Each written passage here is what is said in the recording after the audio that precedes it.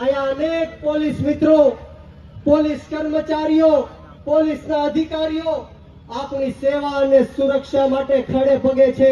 એમની માટે જોરદાર તાળીઓ થઈ જાય. પરંતુ હાલમાં જ દેશી દારૂને લઈને, ડ્રગ્સને લઈને, પોલીસ પરિવારના વિરોધને લઈને જે મીડિયાની અંદર ચાલી રહ્યું છે, ત્યારે હું 100% એવું માનું છું કે આ ભ્રષ્ટાચારી ભારતીય જનતા પાર્ટીની રહેમ નજરથી ગુજરાતના 33 જિલ્લાઓમાં, તમામ તાલુકાઓમાં, ગામોમાં દેશી દારૂના અડ્ડાઓ ચાલી રહ્યા છે, ડ્રગ્સના અડ્ડાઓ ચાલી રહ્યા છે. અને આના કારણે આ ગુજરાતના હજારો કરોડો યુવાનો દિવસે ને દિવસે બરબાદ થઈ રહ્યા છે. નાની બહેનો વિધવાઓ બની રહી છે. નાના બાળકો અનાર્થ બની રહ્યા છે.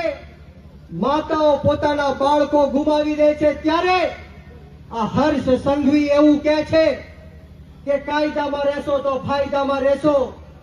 પરંતુ હર્ષ સંઘવી, તમે આ પોલીસને જ કાયદો તોડવા માટે મજબૂર કરો છો.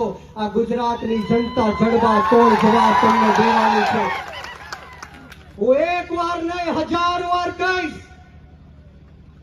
કે જે પણ પોલીસના અધિકારીઓ દેશી દારૂ અડ્ડા ચલાવવા માટે બુટલેગરોને પ્રોત્સાહન આપશે, દેશી ડ્રગ્સના અડ્ડાઓ ચલાવવા માટે આ માફિયાઓને આગળ કરશે, એ અધિકારીઓના એક વાર નહીં 1000 વાર બક્કલ અને પટ્ટા અમે ગુજરાતની જનતા ઉતારીશું.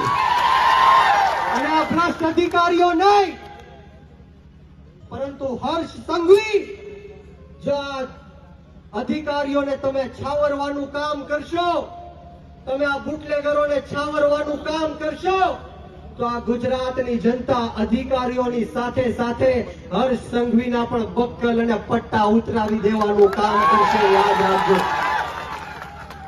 આપણો ભારત દેશ સંવિધાનથી ચાલવા વાળો દેશ છે. આપણે કોઈનાથી ડરવાની કે ગભરાવાની જરૂર નથી.